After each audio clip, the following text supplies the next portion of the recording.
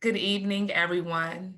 Thank you for joining our event tonight in Noble's Anti-Racist Commitment, our past, present, and future. We are so excited to have you engage with us in tonight's conversation. I am Jennifer Davis, Noble's Chief Equity Officer, and I will be joined tonight with my partner in Justice and in Work, Mr. D. Nigel Green, Noble's first Director of Equity, Inclusion, and Diversity. We together make up one of Noble's newest teams, the Noble Equity Team. We have been charged with continuing and accelerating all of Noble's efforts to ensure that we are a more diverse, inclusive, and equitable organization for all of our stakeholders, our families, our staff, our students, our community partners, everyone. We know that this is a lot of work. It's hard work, but it's also good work. This year, our priorities are as a team include our short-term and long-term planning. It includes reviews of our policies, and it includes some of the most important work that you'll see tonight, our anti-racist commitment. This is a conversation. There will be times for you to use our chat feature, which is why we did not go with the webinar feature, because we really wanted to be able to find a way to hear your voices, even though there's literally going to be about 400 of us tonight. So feel free to use the chat, speak to each other, engage with each other. Also, there will be times for you to speak and use your mic and elevate your voice. This time will actually not happen in our big room, but in our breakout rooms tonight. As you recall in your registration, you did share with us what your race was in order for us to create affinity groups for your well-being. While we are talking about well-being, I want to acknowledge the kind of year we've had thus far. Literally, we are 13 days into a brand new year, and it has been daunting. So I have a piece of news for you, just in case you didn't know. But racism is traumatic. And over the last week, we have watched white supremacy, racism, and privilege crack open out of the soul of America and seep across all of our screens. And no matter who you are, your beliefs, your politics, your opinions, your views, we are all being exposed to major trauma that's happening across our country. So how do we combat this, especially after a long day of work with our staff and our students? Well, I'm going to share with you how I combat it, and that is through joy and gratitude. So, despite the fact that it's been a long day, it's middle of the week, and for some of us, it may feel like Friday already. Despite what's happening in our country on today and what has been happening these last few weeks, I want us to find one thing that has given us joy so far in 2021. Take a moment, think about that thing, and if you could, share it with us in the chat. I'll give us about 30 seconds or so. I see lots of pets. We got lots of pets. It probably seems like I see things like the vaccine, health and wellness, our children, loved ones, significant others. Someone said Black Twitter, family time, all those things. Keep it coming. We get a lot of bad news, so let's take the time to actually give space to the good things too. All right, somebody's son is potty trained. I don't know about you, but that's a huge feat. And the new season of The Bachelor, how could we forget?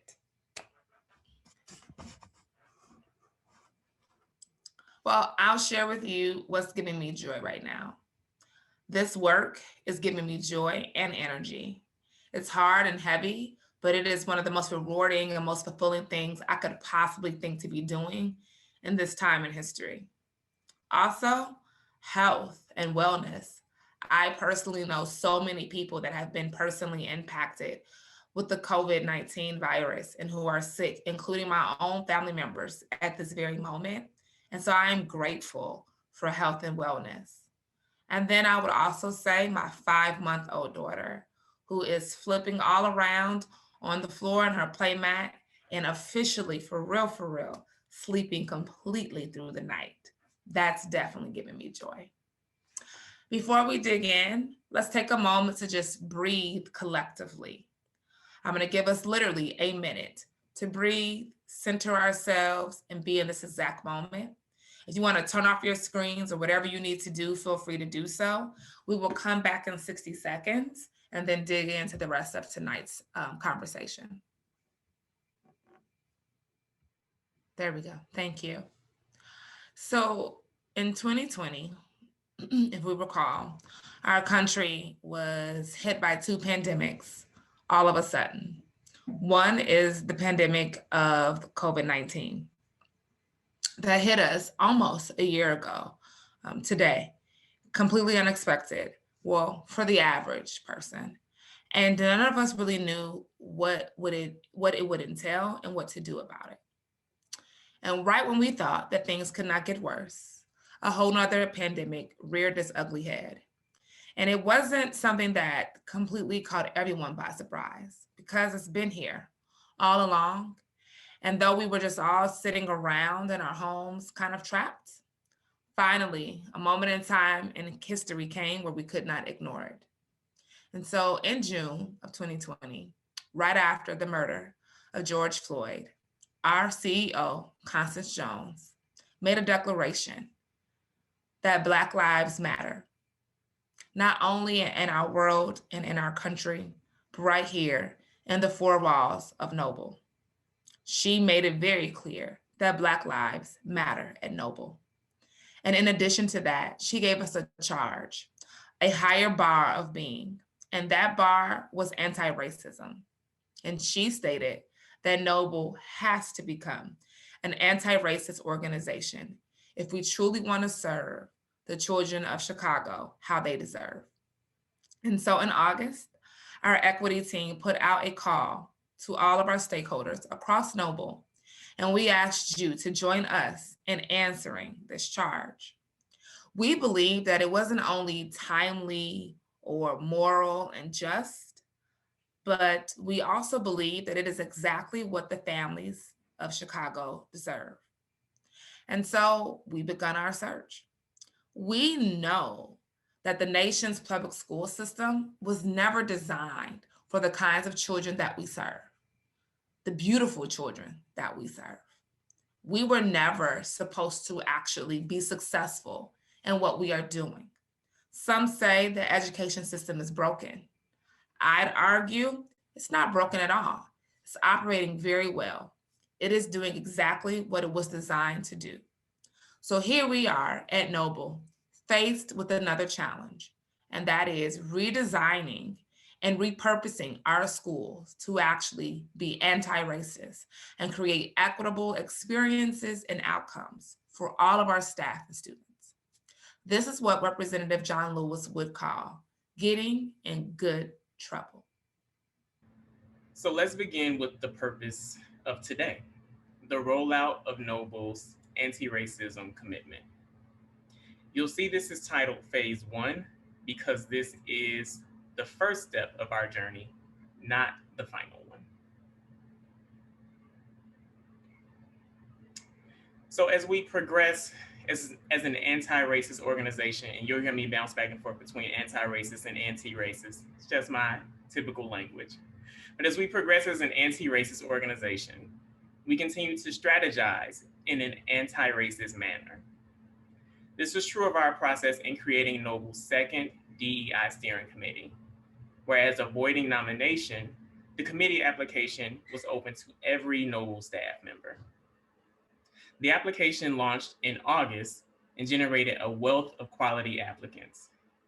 Working with a selection committee that I owe a ton of gratitude to, Dr. Janine Franklin, Dr. Ida Acosta, and I set out on this journey, ultimately selecting 20 incredibly passionate and committed individuals representing 9 campuses, both high and low equity index, NST, instructional team members, campus admin, And for the first time, as standard on a steering committee, we have noble parents.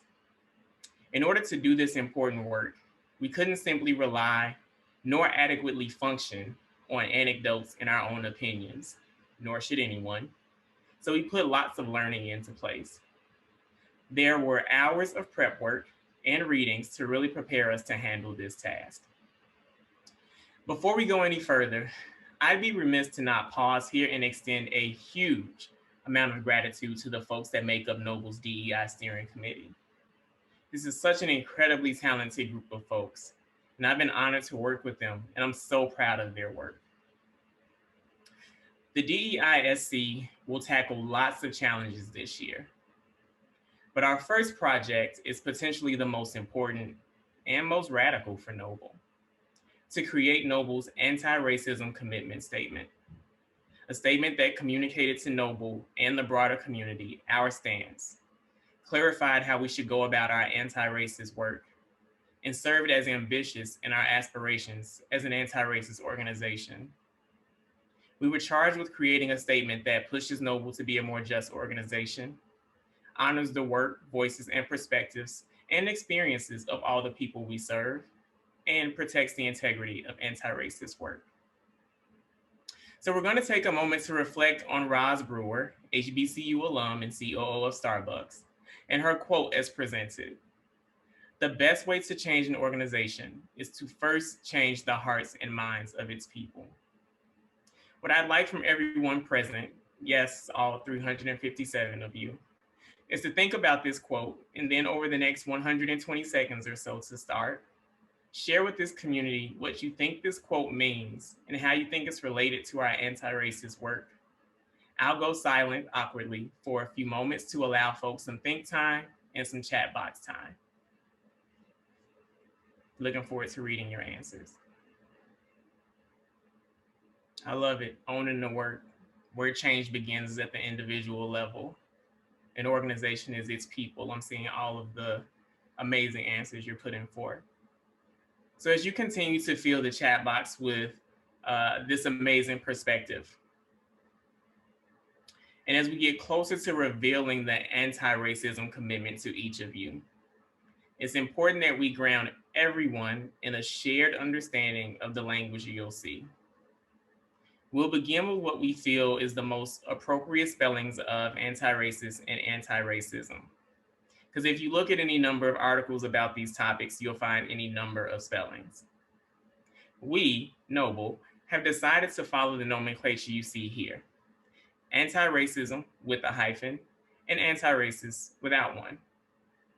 Though he is not the only person doing this important work, and I think it's important to acknowledge that, Dr. Kendi is considered to largely be the nation's expert on these topics, and this is his preferred spelling, and we will default to the experts, even if when you spell it out, you may see a squiggly line underneath that says you're incorrect. The expert says you're right. Next, you'll see the term anti-Black within the statement. When we say anti-Black, we mean systemically marginalizing Black people, their value, culture, and issues. Anti-Blackness has a history of being overt in its ways and methods. Our country has a history of intentionally and strategically casting its Black community members to the bottom and to its furthest margins, and we must acknowledge that fact. We know that Noble's predominant community consists of both Black and Brown students and families. By overtly naming anti-Blackness, we are not in any way minimizing or diminishing Brown people, values, culture, or issues.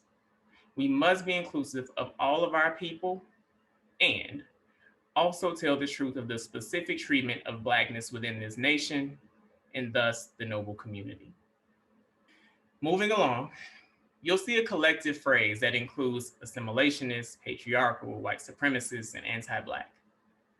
We use this collection of oppression to name the roots and perpetuated fruits born of racism specifically. To be certain, the statement you will soon view is an anti-racism commitment, and we were intentional on staying laser focused to that end. Other forms of oppression, such as ageism, ableism, classism, absolutely exist. And Noble remains dedicated to combating those forms through our commitment to and stated core value of diversity, equity, and inclusion. And we must be clear that anti racism should not be conflated with simply equity or diversity or inclusion. They are not one and the same. And we must be clear that anti racism is a bit of a higher bar and focused on the outcomes of people based on race. These words are strong, and some will be uncomfortable. And yet, our stance against racism must be strong and unapologetic. We are committed to naming the things that are true, especially when they make us uncomfortable, because we see this as an act of reconciliation, healing, and hope. So I'm going to spend a bit of time on this slide. Lastly, we reference the redistribution of power necessary to becoming an anti-racist organization. We must be intentionally inclusive across lines of difference and powers from the onset and at critical points of decision making. Power in our society is unequally distributed along various lines of maleness or whiteness or straightness or wealth, etc. So we must be then intentional in our choices that redistributes the power to shape and inform decisions. In this, we must decenter whiteness. Now, this does not mean that white people should go silent. Quite far from it, actually. The fact is, in any and every community, each individual should always be ready, willing, and able to absolutely contribute to a space to the best of our ability. And we should also recognize that quality allyship is at the heart of any and every necessary change. This does, however, mean that we cannot allow white voices to speak on behalf of people of color, their voices, and their experiences. It means we should no longer see whiteness as the normative nor the bar to which we aspire to be like or become. Nor should whiteness serve as the hero in the story of people of color. As a leader, this does not mean that every decision you make is a democratic one, and our people should not expect that of our leaders. We see leadership as service. We see leadership as responsibility. In fact, good leaders toggle between traditional and equity leadership models all the time. As an organization, as a chief, PAL, director, dean, teacher, para, office manager, and associate, your goal when it comes to power and decision making is to listen to the margins and live in the and. There are times when I need to be efficient, and there are times that I need to be intentional by design. Equity is in the and. This is messy work. The gauge is to check your natural inclinations and to make sure that you're not leaning on traditional leadership more than equity leadership models. We all have power. We all control a space. How do you hoard or distribute power? How do you center or decenter whiteness? All right, family. Thank you, Dee, for sharing your expertise and your words with us as we begin to unpack language. Language matters, people. I know that we know that, but I just want to remind us all of like the weight and the gravity that our words have, and also the power that words and common language create. Clarity is empowering, and common language is unifying. And so I'm grateful to work at a place where we recognize that and we take our time to do that right. You are now going to be sent out into breakout rooms. You will have a total of about 13 minutes. We're going to drop, actually, in just a second in the chat, we are going to drop the link to the commitment statement so that you can see it for yourself. We ask that you go ahead and open that. It is on our Noble Schools website, and then keep that open for your conversation in your breakout rooms. You will have 3 minutes to read the statement to yourselves silently. It's probably going to take you more than one read to truly understand and digest what it's saying because of the words and phrases that are there. They're not only cognitively thought-provoking, but for some of us, they're going to be emotionally charged and triggering. In your spaces, you will have an additional 10 minutes to respond, react, and personally reflect with people who racially identify the same as you. Your breakout rooms are not going to be designed for learning. They are simply a space to process and to reflect. You will have members of our DEI steering committee in each one of your rooms.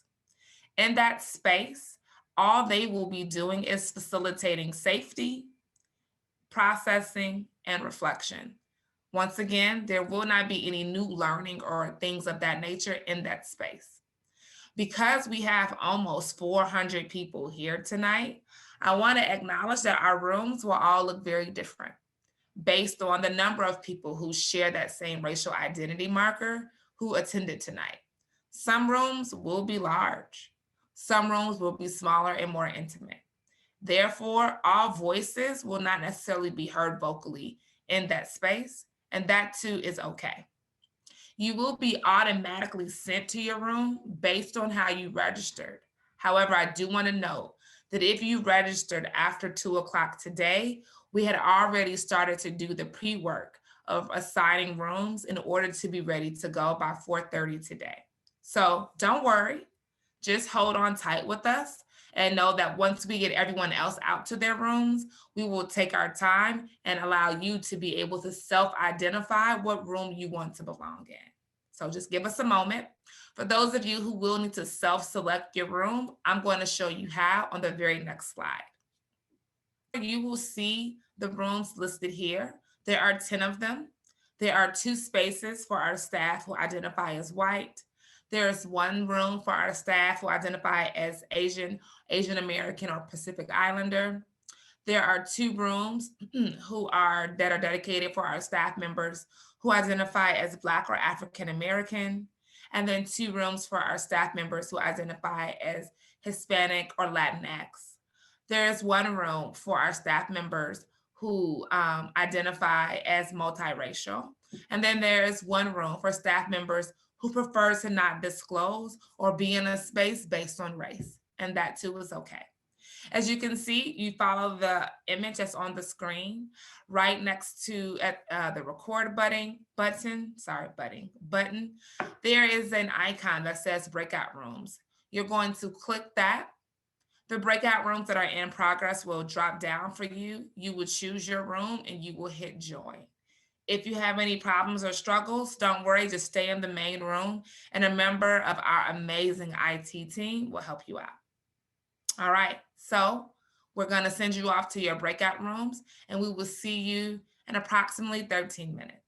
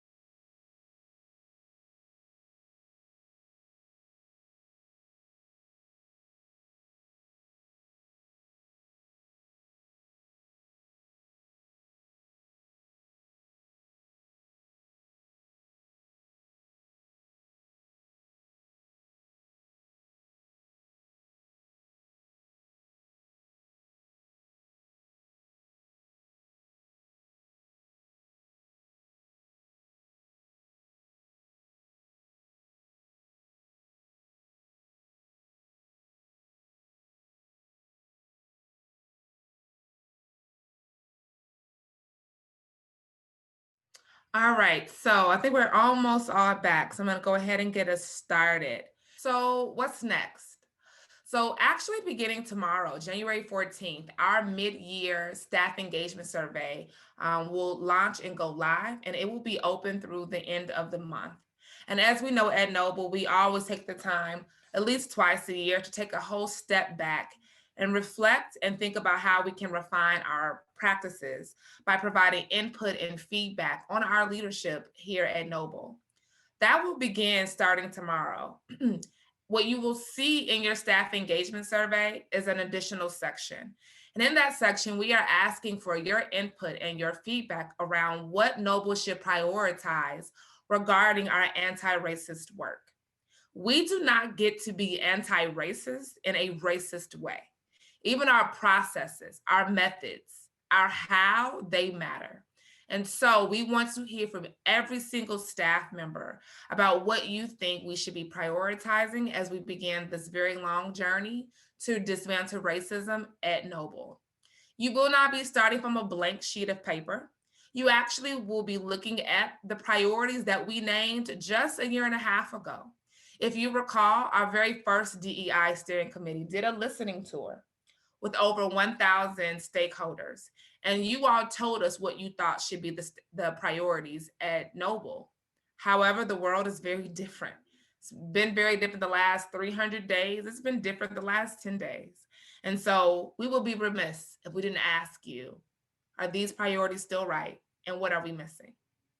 Our normal review cycles that we do every year around our student code of conduct and our noble identity framework will actually get underway right away. So you should know that. The last thing I think is important to know around what's happening this month is that the equity team will continue these types of conversations around our new commitment to anti racism with several of our stakeholder groups, including our alumni, our parents, our students, our board, and our community partners. Starting next month, we will begin our true redesigning process where we would take a look, review all of our policies and practices in an order of scope and sequence, and then get your input and feedback along the way. We really want to hear from stakeholders who will be directly impacted by these different buckets of policies and practices. So, for example, we need to hear from families and students about what they believe should be true when it comes to our student code of conduct and dress code. We really do need to hear from our staff when it comes to staff experience, hiring, and our staff handbook. Next, the DEI steering committee is charged with its next project, which is twofold. One, they will craft the outcomes for an anti racist Noble. And two, they will author a long term, multi year plan of priorities and objectives for Noble when it comes to anti racism. This plan must run through 2024. At the end of the year, we will work to finalize and operationalize our decisions. And because we are doing all of this work literally in the middle of a pandemic, we will take a pause and really assess what is the current health climate in our country with regards to COVID 19, and where needed, make pivots or changes because safety is still our number one priority. So I'll begin by saying that racism didn't begin with the hatred we saw this summer. Its history is centuries old, and thus we will not likely dismantle racism in the course of insert time expectation here. But we are committed to the long haul of the work, and we are well underway. We also have to acknowledge that Noble has done amazing work. We've all witnessed it and been a part of it. Noble has also caused hurt. We've all witnessed it and been a part of that as well. We're all still here and evolving and healing. This requires honesty and each of us claiming ownership while doing the listening and the work it takes to move forward. Anti racism is daily self work. Everyone on this Zoom has the potential to do racist things every day, which also means we have the potential to do anti racist things every day. It requires reflection, practice, and purpose. Our work has people's lives and their livelihoods at stake. We impact current and future generations. Our structures must align to that level of responsibility and have the ability to do this work in a way that acknowledges this highly consequential profession. And speaking of our families and impact, our parents choose Noble both for the education they receive within our walls and the opportunity to further their education in institutions across the nation. Until they say differently, we work to serve by ensuring our children have the option of college by effectively preparing them with skills and access. We see literacy as liberation, we see skill building as success, and we see college as resistance. All right, you all, we're going to wrap it up. So, what's next? You can see the quote here on the slide. Without reflection, we go blindly on our way, creating more unintended consequences and failing to achieve anything useful. What's next for you is to personalize this work first. Think about how you can truly create your space to become anti racist. Continue to lean in and do the hard work and continue to grow your own skills and development. And then every single time you see the ask from Noble to help us figure out how to get better, we hope that you will lean in and join us in this very, very important work. I'm going to close out by saying thank you again. Thank you to our DEI steering committee. All of these people showed up this evening and held down our rooms while we figured out how to make sure that those affinity spaces still worked. So I want to give a personal shout out to each and every one of them because I already know they did a great job. They are truly the experts in how to outlive this commitment statement. I want to say special thank you to our external affairs team, to our community engagement team, to our comms team who all helped us today. Huge shout out to our tech team. I know them. I know they're probably kicking themselves in all kind of ways today and they don't need to. And I want to say a special shout out to my partner, not in crime, but in justice fighting and freedom fighting. And that is none other than D. Nigel Green. Thank you all. Have a great night. Enjoy your family. Rest well because the revolution is waiting for us. Have a good night.